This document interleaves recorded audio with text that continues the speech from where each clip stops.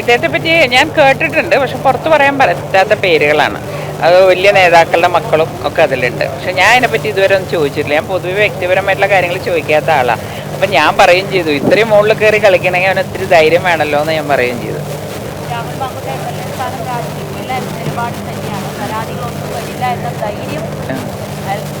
ആൾക്ക് ധൈര്യമുണ്ട്. കാരണം ആൾക്ക് പറഞ്ഞല്ലോ, എന്നെ കോൺഗ്രസ് നേതാക്കൾ ഒരാൾ തൊടില്ല എന്ന് പറഞ്ഞിട്ടല്ലോ. അതിൻ്റെ എന്താ കാര്യം എന്നുള്ള ബാക്കിയുള്ളവർ അന്വേഷിച്ചോട്ടെ. ഈ പെൺകുട്ടിയുടെ വസ്ത്രധാരണത്തെ പറ്റിയൊക്കെ ഒരു സിനിമയിൽ അഭിനയിക്കുന്ന ഒരു കുട്ടിയാണ്. അപ്പോൾ ആ കുട്ടിക്ക് പലതരം വേഷങ്ങൾ ഇടേണ്ടി വരും. ഒരു വസ്ത്രം വെച്ചിട്ടാണ് ഒരു സ്ക്രീൻ അളക്കുന്നത്? തീർച്ചയായിട്ടും അതല്ല. അപ്പം അതുകൊണ്ട് വസ്ത്രധാരണത്തിലൊന്നും എനിക്ക് പെൺകുട്ടികളെ, ആ കുട്ടിയുടെ ജോലി അതാണ്, മോഡലിങ് ഇതൊക്കെ. അപ്പോൾ പലതരം വസ്ത്രങ്ങൾ ഇടേണ്ടി വരും.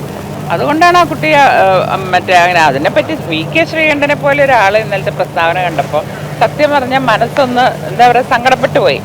ശ്രീകണ്ഠനെ പറ്റിയുള്ള എൻ്റെ പ്രതീക്ഷ ഇതൊന്നും ഇതായിരുന്നില്ല ശ്രീകണ്ഠൻ. എന്തുകൊണ്ട് ആ വലയത്തിൽ ശ്രീകണ്ഠൻ പെട്ടു എന്നാണ് എനിക്ക് മനസ്സിലാകാത്തത്. രാഹുലിനെ സംരക്ഷിക്കാനാണ്. പാലക്കാടാണല്ലോ മറ്റേ ഷാഫി, അങ്ങനെ അവരൊക്കെ ഒരു കൂട്ടുകെട്ടുണ്ട് എന്നാണ് ഇപ്പം എനിക്ക് മനസ്സിലാവണം. അന്ന് ഞാൻ മനസ്സിലാക്കിയില്ല. പക്ഷെ എനിക്കറിയാം ഇവരൊന്നും തമ്മിൽ അത്ര അങ്ങോട്ട് സുഖത്തിലൊന്നുമല്ല. പക്ഷെ എന്നാലും ഈ സമയത്ത് രക്ഷിക്കേണ്ടത് ആളുടെ ചുമതലയാന്ന് ആൾക്ക് തോന്നിയിട്ടുണ്ടാവും.